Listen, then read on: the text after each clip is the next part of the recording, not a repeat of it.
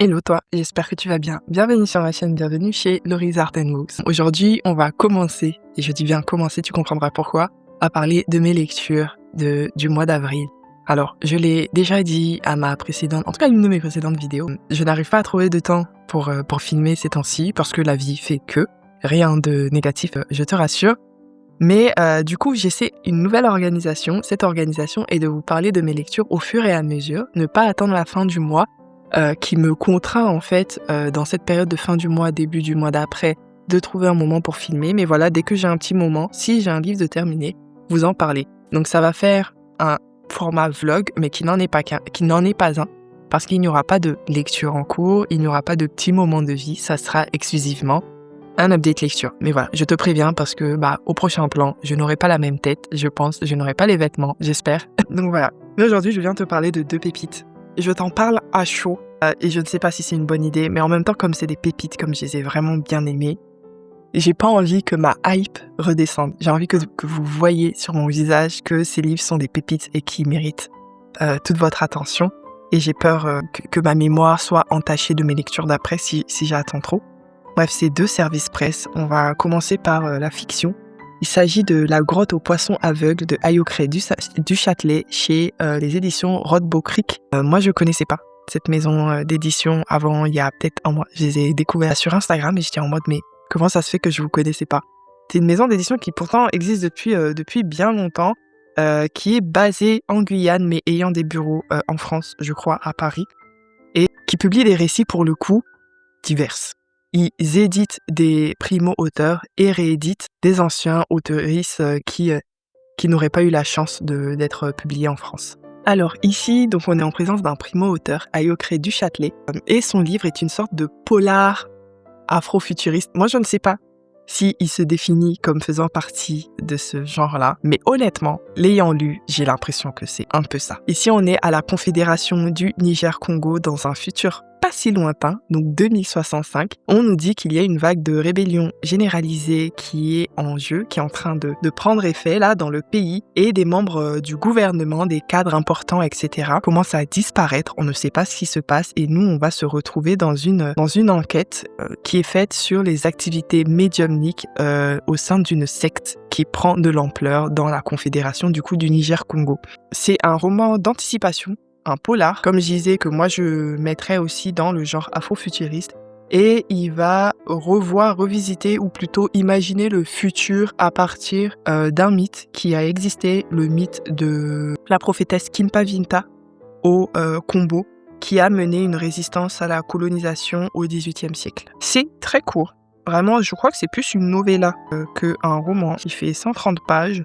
L'ouvrage est assez petit, mais en même temps, c'est écrit un peu petit, donc t'as quand même de quoi lire. Moi, je l'ai lu en une journée. Je l'ai commencé et fini hier. Et les gars, ce livre, c'était un fever dream, mais dans le bon sens du terme. Alors, tout de suite, vous allez dire que je suis obsédée par cet auteur, mais ce n'est pas du tout le cas. Ça m'a fait penser à Michael Rock. Peut-être que c'est parce que j'ai lu Michael Rock tout récemment et que j'ai toujours Temao en cours, mais c'est pas le même type de plume. C'est pas du tout ça. C'est le type de récit, la façon de voir les choses, la façon d'utiliser un pan de l'histoire qui a existé pour écrire un futur qui est à la fois probable et science-futuriste. Voilà un petit peu. Donc pour te parler concrètement de ce qui se passe dans ce livre, parce que je trouve que le synopsis n'en dit pas assez, tu vas te retrouver dans une salle d'interrogatoire, qui est assez particulière d'ailleurs. Et sur le banc des accusés, il y a ce qui s'appelle la sonde, qui est une personne, en tout cas on pense, qui est au centre d'un culte, qui prend de l'ampleur, qui est vue un peu comme terroriste dans la Confédération. Et la sonde, c'est un peu comme une médium, une prophétesse, on ne sait pas trop, à partir de billes d'eau noire. Donc l'eau noire, c'est l'eau du fleuve, qui arrive à avoir des visions du passé et du futur, de ce qui s'est passé ou de ce qui adviendra. Et en fait, tout le livre se passe en très peu de temps et en même temps en énormément de temps. Pourquoi ? Parce que tout se passe autour de cet interrogatoire qui dure peut-être quelques heures, quelques jours, on ne sait pas trop. Mais grâce à la médiumnité de la sonde, elle va nous relater des faits qui, à la fois, se sont passés au XVIIIe siècle et se sont passés il n'y a pas longtemps, etc. Et tu as toujours la question de est-ce que c'est réel ce qui se passe ? Est-ce que c'est le présent ? Ou est-ce que c'est une de ces visions ? Est-ce que c'est une hallucination ? Est-ce que c'est des élucubrations ? C'était vraiment un fever dream. J'ai beaucoup aimé. Un peu comme Michael Rock, c'est le type de récit qui te fait sortir des sentiers battus, en fait. Et je pense que c'est pour ça que je l'ai aimé. Malheureusement, pour moi, ça ne sera jamais mes lectures préférées en termes de genre, parce que je suis quelqu'un qui, de façon inhérente, lit quasi que pour le plaisir. Je lis pour apprendre, je lis pour ma politisation, et c'est pour ça que tout ce que je lis, de toute façon, est politique et très politisé aussi. Tu le remarqueras dans mes bibliothèques. Mais au-delà de la politique inhérente, je lis pour le plaisir. Et ça, c'est le type de récit, vu qu'il te sort de tes sentiers battus, il faut que tu restes concentré, il faut que tu essaies de comprendre, il faut que tu réfléchisses, il faut que tu fasses confiance à l'auteur, en fait. Donc forcément, c'est rarement, en tout cas ça m'est jamais arrivé que ce type de récit soit des coups de cœur, parce que tout simplement, tu mets ça face à une fantaisie comme Jade City ou que sais-je. Bon, Jade City, c'était pas un coup de cœur. Comme La Cité de Laiton, qui est beaucoup plus simple, qui est beaucoup moins, j'ai l'impression, recherché, mais en même temps, La Cité de Laiton, ça fait 600 pages, ça fait 130. C'est pas comparable. Mais voilà, je sais pas comment expliquer ça autrement. Je suis quelqu'un qui cherche vraiment le plaisir de lecture. Et ça, c'est des lectures qui sont très cérébrales, pas dans le sens où c'est dur à comprendre, loin de là. C'est une lecture qui a été beaucoup plus facile d'ailleurs que Gaël Rock, même dans la plume, etc. C'est extrêmement accessible. Mais en fait, c'est une lecture qui te perd, qui malmène un peu tes repères, qui n'a pas la structure d'une histoire classique. Il n'y a pas vraiment de début et de fin à cette histoire. Il n'y a pas vraiment de protagoniste et d'antagoniste. D'ailleurs, est-ce que c'est vraiment une histoire ou plutôt un morceau d'archive? On n'est pas trop sûr. Voilà. J'en parle peut-être très mal et j'en suis désolée. Mais en tout cas, si vous êtes le genre de personne qui a envie de tester des choses, en plus ça coûte pas très cher, 13 €. Franchement, n'hésitez pas. Je découvre du coup cette maison d'édition avec ce service presse et je suis ravie. J'avais un peu peur parce que c'est moi qui leur ai écrit pour demander le service presse, vu que, comme vous savez, je suis en no-buy et que mon portefeuille est un peu voilà. Et deep down, je me disais, je prends un risque parce que j'ai jamais testé cette maison d'édition. Même si j'avais des bonnes vibes qui venaient de leur site et leur catalogue, je me disais, si ça se trouve, je vais vraiment pas aimer. Et en fait, non, je me suis pas trompée. Faut savoir aussi que j'ai une amie qui avait lu ça avant moi et qui m'avait dit, meuf, tu vas kiffer. Et c'est une amie qui a des goûts aussi bizarres que moi en termes de littérature bizarre. Donc, yeah. Voilà, c'était du coup La Grotte aux Poissons Aveugles, que je vous recommande chaudement. Deuxième lecture qui est un véritable coup de cœur, et en même temps, je savais que ça allait être un coup de cœur. Il ne pouvait être autrement quand tu vois qu'il a écrit. Il s'agit de Chers ancêtres de Isis Labocaberia, donc contre-histoire des résistances féminines et anticoloniales de Isis Labocaberia aux éditions Grasset. Je te parlerai après de tout ce qui se passe en ce moment aux éditions Grasset, mais parlons d'abord de cet ouvrage. Alors, c'est un essai, en même temps c'est un témoignage, et en même temps c'est une reconstitution d'archives, et je pense que c'est aussi un hommage et une cérémonie d'initiation. Peut-être que tu l'as pas compris, mais c'est pas grave. Hear me out. Suis-moi, laisse-toi aller, ça va bien se passer. Ici, Isis Labocaberia nous dit dès le début qu'elle a décidé de faire des recherches, de reconstituer son arbre généalogique féminin. Donc ses ancêtres féminines, remonter d'où elle vient, et elle va très vite découvrir qu'elle vient d'une partie des engagés de l'Inde. Donc il y a une partie de la population indienne qui a été ramenée d'Inde parce que la France avait besoin de casser les prix des nouveaux hommes libres noirs, on va dire ça comme ça. Et à côté, elle a une autre partie qui est originaire, voilà, de femmes esclavisées, on va dire, assez classique des Caraïbes. Et du coup, on va l'accompagner dans la découverte de l'histoire de ses ancêtres féminines. À côté de ça, elle va nous parler aussi d'histoires de plein d'autres ancêtres qui sont en fait des ancêtres communes à nous toutes en tant que femmes afro-descendantes, indo-descendantes, en tout cas descendantes de peuples qui ont été minorisés, qui ont été esclavisés, qui ont été maltraités par l'histoire avec grand H. Elle va nous parler de différentes formes de compris la résistance qui ne sont pas toujours violentes, directes et frontales, mais qui reste tout aussi important et avec un impact peut-être même plus grand tant il est invisible et il s'est insinué dans tout ce qui se passait dans l'histoire. C'était tellement intéressant, c'est un ouvrage qui est rempli d'histoire. Alors, il y a de la violence, vu le sujet dont on parle, mais comme l'autrice même le dit au début, il n'y a pas de trauma porn. Pour le coup, elle l'a dit au début que c'était pas son but. Je l'ai bien vu. Il y a beaucoup plus de beauté, beaucoup plus d'espoir, beaucoup plus de célébration dans cette histoire, dans ce livre, que de juste relater les sévices qu'ont subi ces femmes. Parce que oui, elles ont subi des sévices. C'est dit quand c'est nécessaire et que ça joue de façon directe sur ce dont elle doit parler dans le chapitre. Mais en soi, ce n'est pas si souvent que ça. Ce n'est pas une lecture qui m'a fait pleurer, quoique j'ai failli pleurer, mais plus de larmes, de soulagement. Parfois, elle nous parle Parfois, c'est en italique, comme si c'était nos ancêtres qui nous parlaient. Et ça me touchait tellement, les gars. Je suis en train de devenir émotionnelle tellement ce livre m'a touchée. C'est incroyable. Et le pire, vous savez, c'est quoi? Je suis originaire du Burkina Faso et j'ai peut-être des ancêtres esclavisés, probablement d'ailleurs, mais ce n'est pas la même histoire ou en tout cas pas le même type d'histoire que celle d'Isis Labocaberia, qui est martiniquaise en fait. Mais je me suis sentie à 100% concernée par ce qui se passait. J'avais l'impression que c'était à moi qu'on parlait. J'avais l'impression que c'était mes mères, mes mamans, mes grands-mères, mes aïeuls. C'est vraiment un bel ouvrage. Et je tiens à le dire, ne vous dites pas que c'est que pour les personnes qui sont concernées par cette histoire, parce que en soi, on est tous concernés. Vraiment tous. Genre, je sais que mon audience sur cette chaîne est en grande partie blanche. Je suis complètement OK avec ça. Asseyez-vous, on est à la maison, il n'y a aucun souci. Déjà, si vous êtes ici, c'est que vous êtes des personnes blanches de qualité. Je sais que certains vont dire, c'est problématique ce que tu dis, mais voilà. Il y a certains des vôtres, je veux pas les voir ici.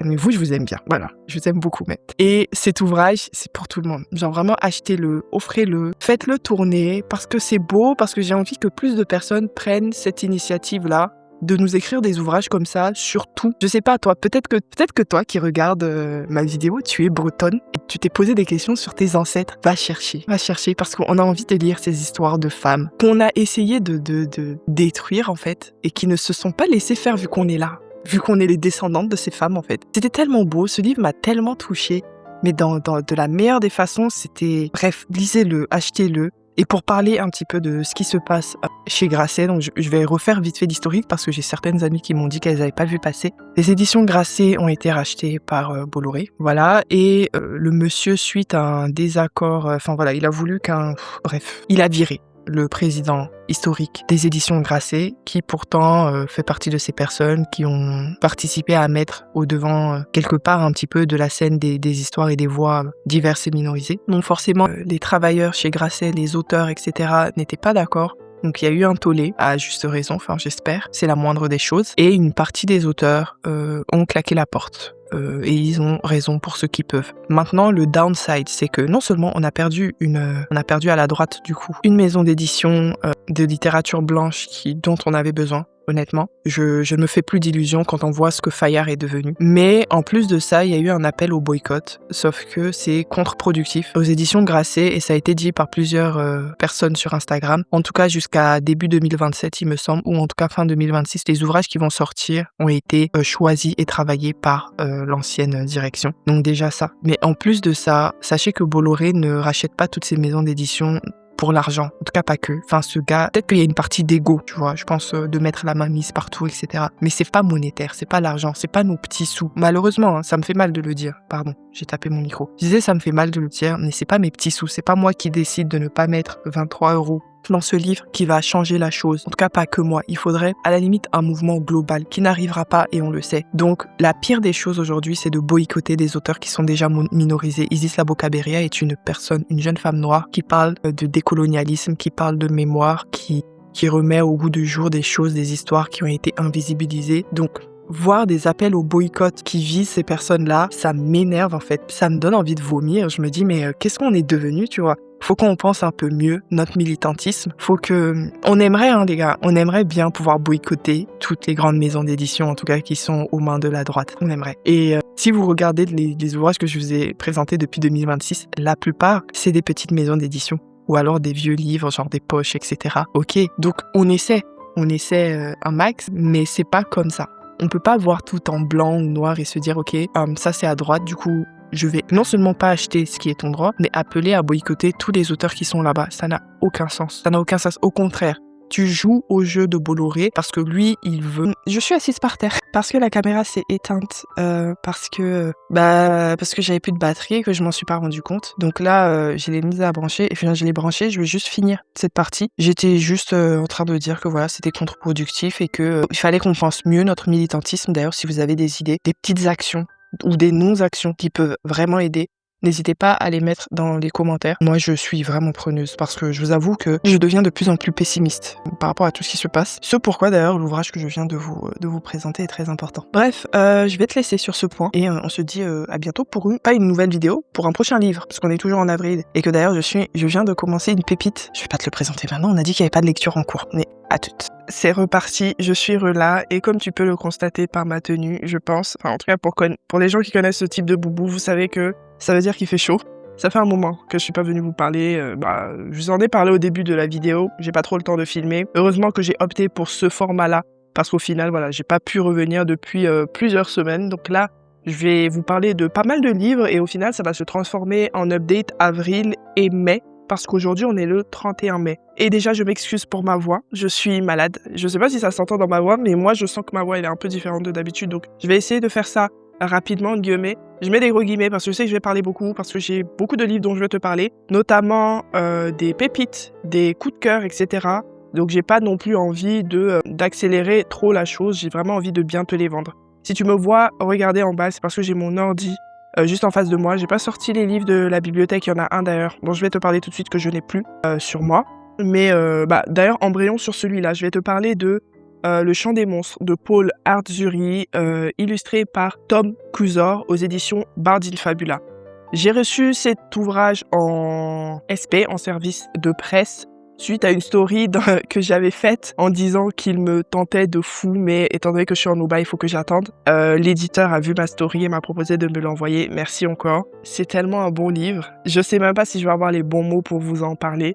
Carrément, pour ceux qui ne suivent pas encore là-bas, j'ai créé un Substack parce que ça faisait plusieurs semaines, plusieurs mois que je posais par écrit mes réflexions concernant des livres, des lectures que je faisais, sachant que Instagram n'aime pas les pavés. Moi, vous verrez sur mon Insta, je suis quelqu'un qui écrit beaucoup, mais Instagram n'aime pas les pavés. Ça me frustrait à chaque fois de devoir réduire un max ce que j'avais envie de dire. Et en même temps, en vidéo, je pense que ceux qui ont des chaînes YouTube connaissent ce sentiment. Quand tu es en vidéo, tu ne dis jamais en freestyle exactement ce que tu avais envie de dire et que tu as pu mettre à l'écrit. Sauf si tu apprends ton texte par cœur, ce qui n'est pas le cas sur ma chaîne. Bref, donc j'ai fait un article Substack. Je vais te mettre le screenshot ici ou là concernant ma lecture de ce livre, une analyse littéraire. Je t'invite à aller la lire. C'est 1 à 2 minutes de lecture. C'est pas non plus super long. Je fais pas des articles super longs non plus. Mais voilà, c'est donc Le Chant des monstres de Paul Artzuri et l'article, c'est vraiment une petite analyse de la figure du monstre. En fait, donc dans ce livre, on va suivre un tératologue. On est dans un monde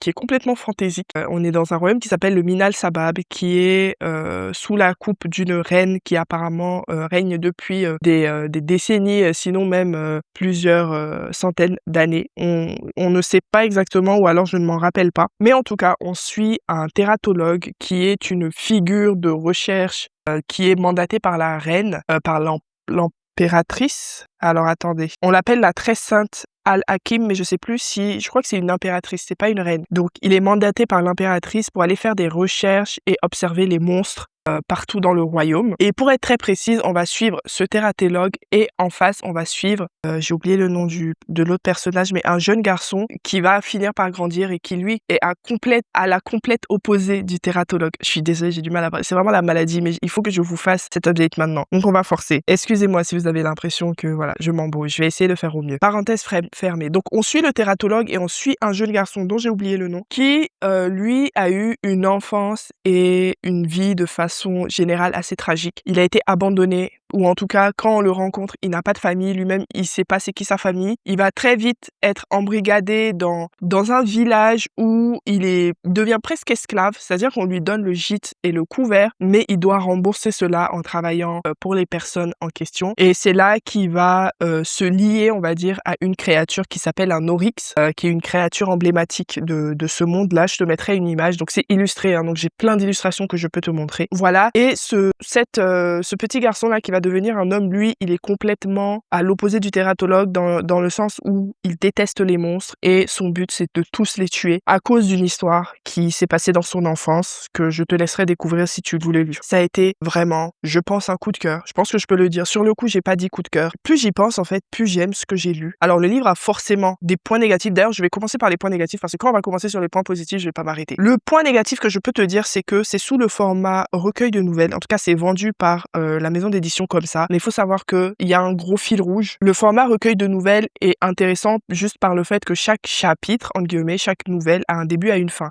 Mais une nouvelle sur 2, tu vas, suivre soit le tératologue, soit le jeune garçon et en fait, tu vas suivre leur vie de façon chronologique. Il y a une quête commune pour chacun d'entre eux qui va faire qu'ils vont se croiser, mais c'est vrai que chaque nouvelle a sa petite histoire qui fait avancer la grande histoire. Donc ne vous lancez pas non plus, dans cet ouvrage en vous disant que un recueil de nouvelles et que les nouvelles n'ont pas de lien les unes, avec les autres. Ce n'est pas vrai. Pour moi, je dirais même que c'est comme un roman. Moi, je l'ai vécu comme un roman et c'est comme ça que je le conseille aux autres. Il y a qu'une nouvelle qui m'a semblé assez longue, je me rappelle pas du titre, mais elle était, en plein milieu et il y a une dernière nouvelle, la toute dernière nouvelle ne se passe ni avec l'un ni avec l'autre, c'est tout un autre personnage, tout un autre propos dans le même monde mais qui va explorer d'autres thématiques qui m'a donné envie de beaucoup plus, ouais. C'est-à-dire que, la dernière nouvelle, elle m'a laissé sur une fin qui m'a frustrée, mais en fait, elle m'a laissé sur cette fin parce qu'elle est excellente, parce qu'elle est magistrale et que le personnage principal m'a tellement attendrie et oh là là. Bref, voilà, ça c'est pour les points négatifs que je peux te dire. Passons maintenant sur l'analyse et ensuite on va parler que des petites choses que j'ai trouvées très positives. Alors, je vais reprendre mon article que j'ai sorti parce que je trouve que j'ai vraiment bien structuré ma pensée dessus. Il y a plusieurs thématiques que moi j'ai aimé explorer dans ce livre. La plus grosse thématique, c'est la figure du monstre. Le tératologue chasse les monstres pour les découvrir et le chasseur, du coup, chasse les monstres pour les tuer. Le tératologue est là pour nous faire voir la vérité derrière la figure du monstre. Le fait que Amin al-Sabab, qui est le nom de l'Empire, on est dans une sorte de violence et de cruauté systémique. Il y a tellement un ordre établi que toutes les cruautés que tu vas croiser dans l'histoire, dans le récit, sont justifiées par l'Empire d'une façon ou d'une autre. Donc au final, on va être face à des monstres qui sont des monstres, qui ont la figure du monstre, mais qui ne sont pas les plus monstrueux. C'est quelque chose qu'on peut retrouver quand même beaucoup en fantasy, je trouve, mais je trouve que c'est extrêmement bien traité dans cet ouvrage-là parce que chaque monstre a sa propre histoire, chaque monstre a sa profondeur. Je vous donne un premier exemple. Dans la première nouvelle, la figure du monstre est portée par un être qui porte en fait la mémoire d'un peuple autochtone qui a été colonisé par l'Empire. Donc en fait, ce qui devient un monstre pour les uns est en fait une figure ancestrale pour les autres. Et c'est une très bonne transition pour parler de la deuxième thématique que tu peux retrouver dans l'ouvrage, qui est la thématique de la mémoire des peuples, la transmission aussi. J'ai adoré cette première nouvelle, je trouve qu'elle était parfaite pour entrer dedans, parce qu'on se retrouve dans un peuple, donc je disais colonisé, qui est, j'ai l'impression, matrilinéaire, dans le sens où il y a quasiment que des femmes. Dans ce village, qui a une façon très particulière de passer la mémoire de façon à ce que la mémoire du peuple entier existe toujours et vit toujours dans le village à travers une personne. Donc je vais pas te spoiler comment ils font en sorte que toute la mémoire puisse rester. Mais voilà, à travers les yeux du tératologue, on va découvrir ce peuple-là. On va découvrir aussi ce que l'Empire lui fait et la façon dont personne ne gagne in fine. C'est-à-dire que soit le village se laisse faire et il perd complètement, l'Empire gagne. Donc soit c'est ça, soit ils se battent. Mais en fait, mini spoiler, mais dans l'histoire, ils se battent d'une façon ou d'une autre et ça finit quand même mal. Et c'est criant de vérité, c'est-à-dire qu'on est dans une fantaisie qui est très réaliste au final en fait. Donc moi j'ai adoré ça. Ensuite, qu'est-ce que j'avais noté d'autre? Tac tac tac. On a parlé de la mémoire. Je suis désolée si la lumière change un peu, j'ai mon chat qui tourne un peu et qui bloque les sources de lumière. Bref, il y a aussi une sorte de douceur que moi j'ai senti dans ce récit pourtant de dark fantasy. Je ne pense pas l'avoir dit au début, mais c'est de la dark fantasy. Donc il y a une sorte de douceur qui est persistante à travers des petits actes, notamment que tu vas retrouver dans la dernière nouvelle. Je vais te faire le synopsis très rapidement de la dernière nouvelle, étant donné qu'elle est complètement à l'écart de tout ce qui se passe le reste de l'ouvrage. On va se retrouver dans une sorte de prison et on suit la fille du bourreau qui va devenir le nouveau bourreau. Cet enfant / adolescente plutôt va se lier, pas d'amitié, mais va commencer à converser, on va dire, avec un détenu qui est très particulier, qui fait partie d'une population, même d'une race différente qu'on voit très rarement dans leur contrée. Je vais te mettre encore une fois une des illustrations ici, parce qu'on voit le personnage qui physiquement est très différent, qui l'intrigue, etc. et qui a un lien avec comment on appelle ça, la médiumnité, qui est capable de voir le futur, qui a un lien avec le temps et le destin qui est très différent des humains. Et du coup, elle va lier un lien avec cette personne, sauf que, voilà, si cette personne est dans la prison, c'est parce que il y a la possibilité qu'elle meure, étant donné que c'est des bourreaux, hein. Elle, c'est la fille du bourreau. Et il va se passer quelque chose dans ce sens-là, et puis en même temps, il y a d'autres créatures qui vont entrer en jeu. Et cette nouvelle-là a été la plus cruelle en termes de violence, mais en même temps, la plus douce en termes de réaction et de traitement des personnages. Je suis vraiment sortie du récit avec le sentiment que j'ai passé un bon moment, en fait, que j'ai lu un bon livre, qu'il y avait des choses violentes, mais que je n'ai pas de ressentiment par rapport à tout ce qui s'est passé à l'intérieur. J'ai encore une nouvelle à lire qui n'est pas dans la version physique, mais l'éditeur a bien voulu m'envoyer la version e-book qui inclut une nouvelle bonus. Voilà, donc j'ai hâte de lire ça. Je l'ai pas encore lu parce que j'ai peur de sortir complètement de ce monde. J'ai vraiment tellement aimé que j'espère qu'il y aura un tome 2 quoi. Enfin voilà.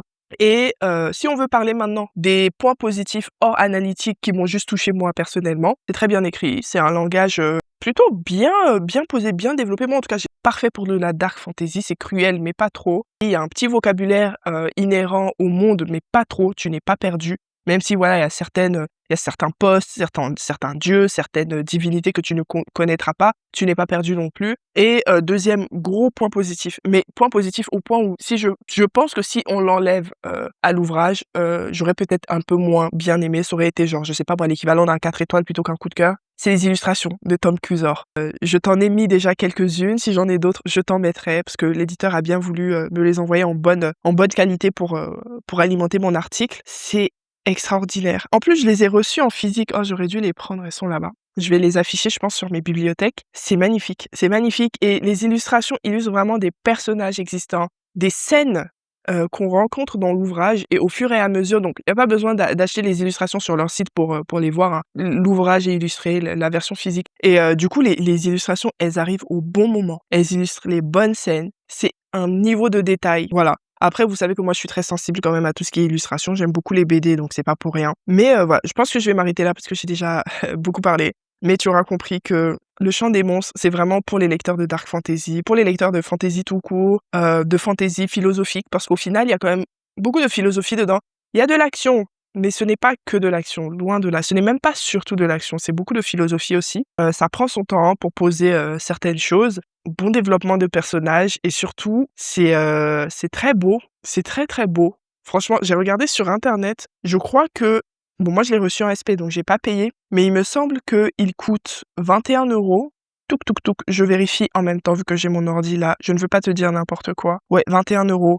Les gars, Indies Economy, c'est rien du tout. Je vais te parler à la fin de la vidéo, je pense, d'un autre éditeur qui, pareil, fait de très beaux ouvrages. Je sais pas comment ils font. Soit c'est les autres maisons d'édition qui nous couillonnent, je suis désolée pour mon langage, soit c'est eux qui vendent à perte en fait. Parce que 21 € pour un ouvrage d'une telle beauté, je sais pas où il est imprimé, mais je pense que c'est en Europe et l'autre maison d'édition, par contre, c'est en France et ça coûte pas, si cher que ça. Bref, lisez Le Chant des monstres et on va passer au prochain ouvrage parce que sinon on n'est pas sortis. Je pense que là, on a fini pour les ouvrages d'avril. On va passer maintenant à mai. Ouais. Alors, j'ai lu dans le cadre d'un book club auquel je voulais, participer, de Délicieux enfants de Flore Vesco. Donc ce n'est pas le book club dont je vous parle d'habitude, c'est-à-dire, association Kera.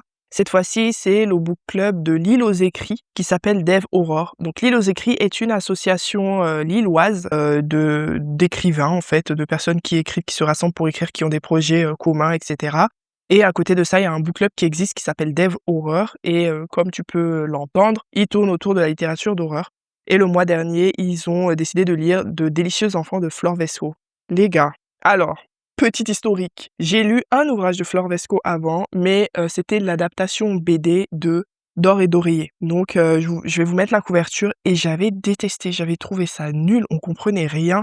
C'était pas creux, mais c'était trop nébuleux en fait et il y avait pas vraiment d'histoire. Donc comment vous dire que quand je suis rentrée dans De Délicieux enfants, je me suis dit: «C'est la même autrice, il y a moyen que je kiffe pas», mais il était pas très long, je crois qu'il faisait 250 pages max. C'est un excellent ouvrage. Le problème, c'était la personne qui a fait la BD, c'est pas l'autrice. Dites-vous, j'ai aimé au point où je pense que je vais je vais lire D'or et d'oreiller, mais la version roman en fait, vu que j'ai rien compris à la version BD. Bref, De Délicieux enfants est une sorte de réécriture du Petit Poucet, où on va se retrouver dans une famille où il y a 7 enfants, donc 3 jumeaux, 3 paires de jumeaux et un 7e enfant.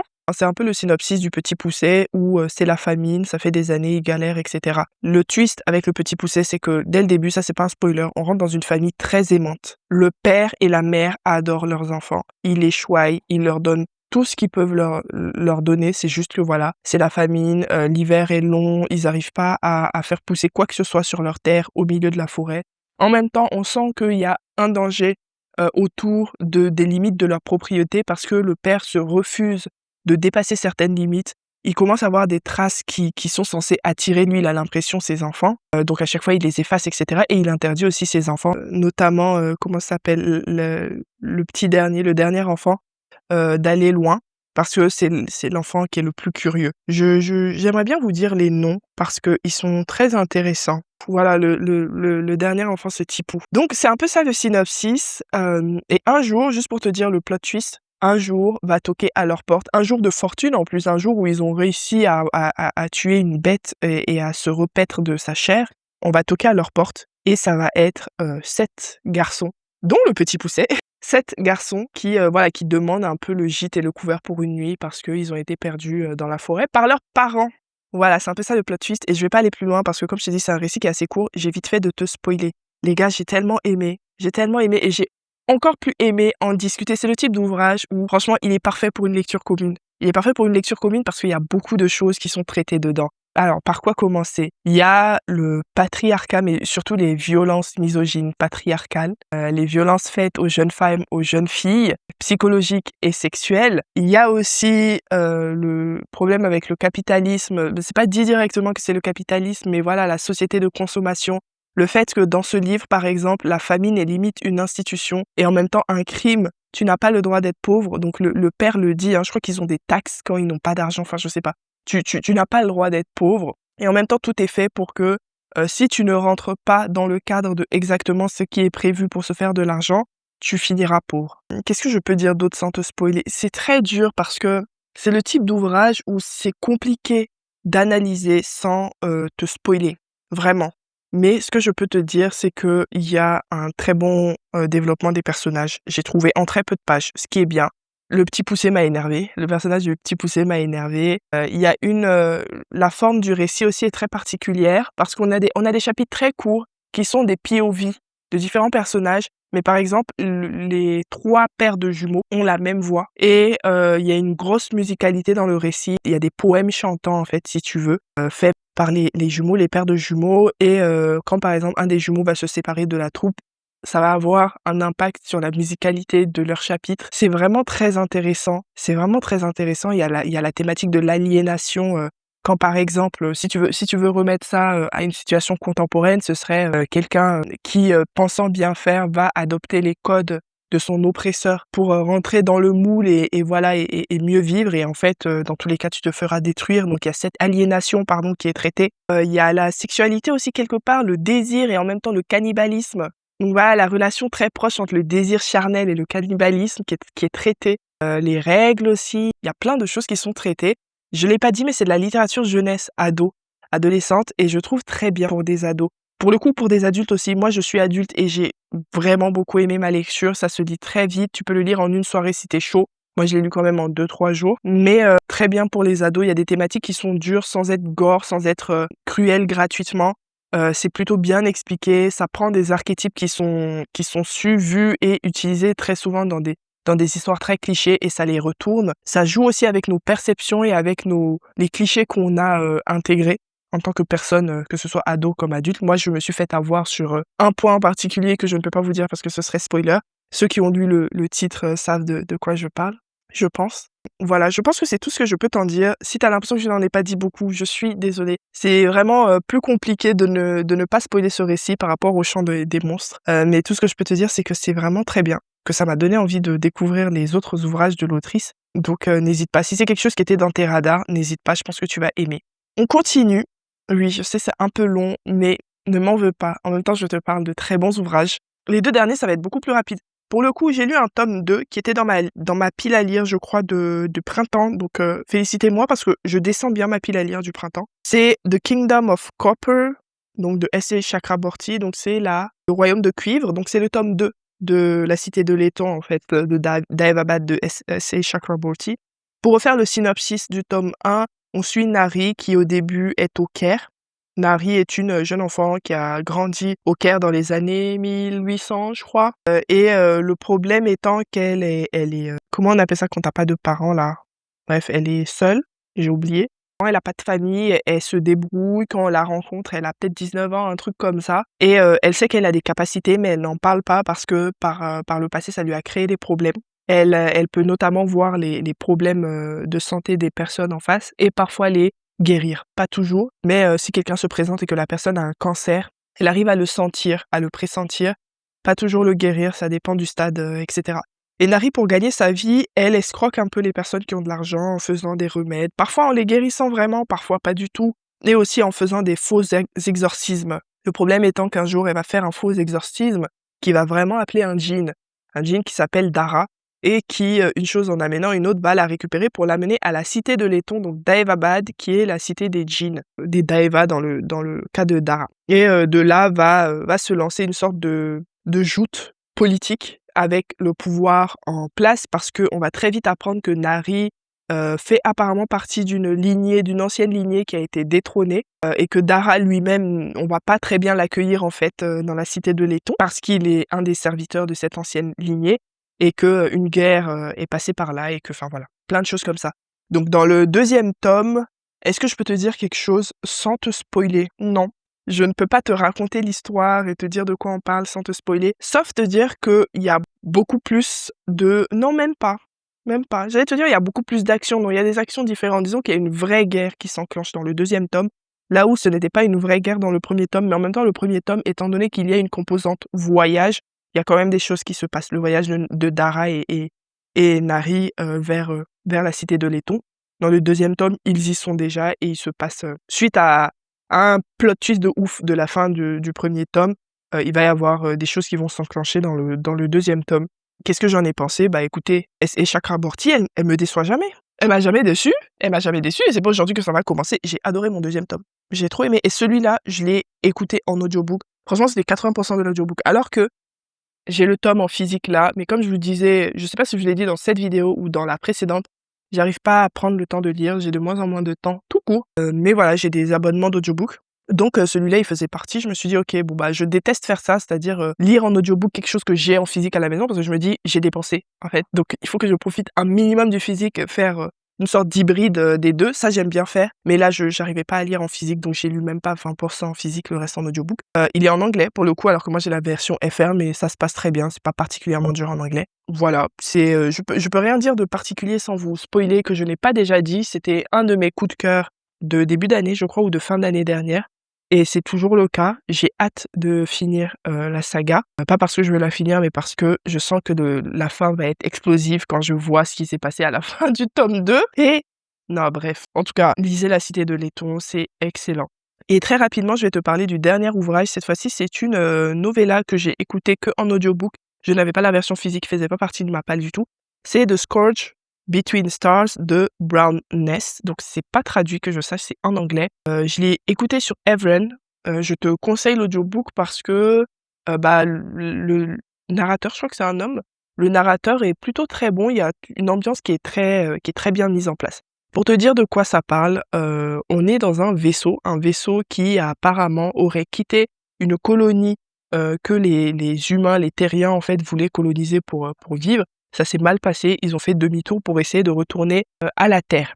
Et ça fait déjà des dizaines d'années qu'ils sont sur la route, même si la raison pour laquelle de base la colonie avait quitté la Terre, c'est que la Terre était vouée à mourir. Sauf que c'est devenu tellement désespéré là où ils étaient, dans la planète où ils sont arrivés, qu'ils se sont dit autant faire demi-tour. Voilà. Et en fait, ce qui va se passer, c'est que donc on suit une jeune femme qui est la fille du capitaine. On apprend très vite que ça fait quelques jours, voire quelques semaines qu'on n'a pas vu le capitaine, qui s'est enfermé dans sa chambre, enfin dans son bureau. Même elle n'y a pas accès.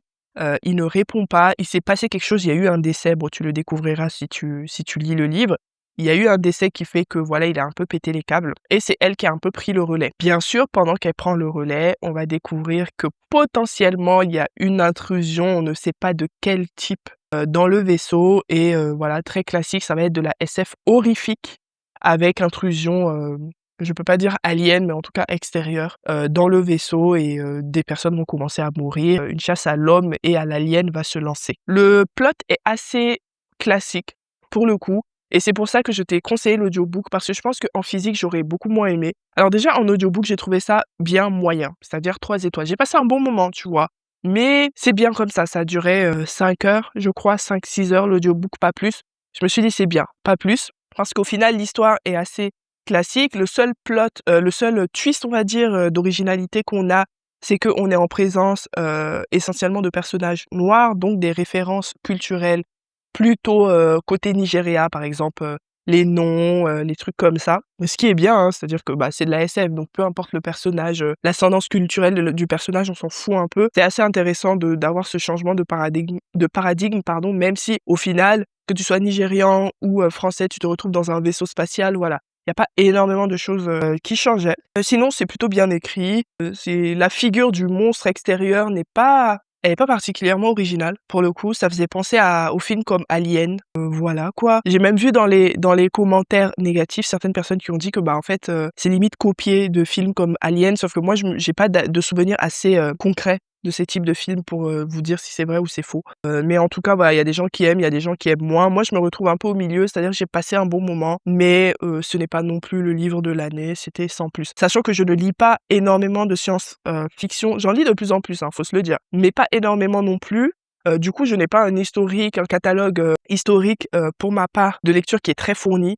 Donc, pour moi, c'est pas dérangeant de lire des choses qui sont assez classiques dans leur format. Peut-être que quelqu'un qui a l'habitude de lire de la science-fiction s'énerverait même en lisant ça, en disant «Eh, c'est bon, t'as pas fait d'effort, etc.» Voilà. Donc, je préfère vous le dire. Mais dans l'absolu, moi, j'ai trouvé que c'était plutôt une bonne lecture. Casse pas trois pattes à un canard, mais c'était plutôt correct. Voilà.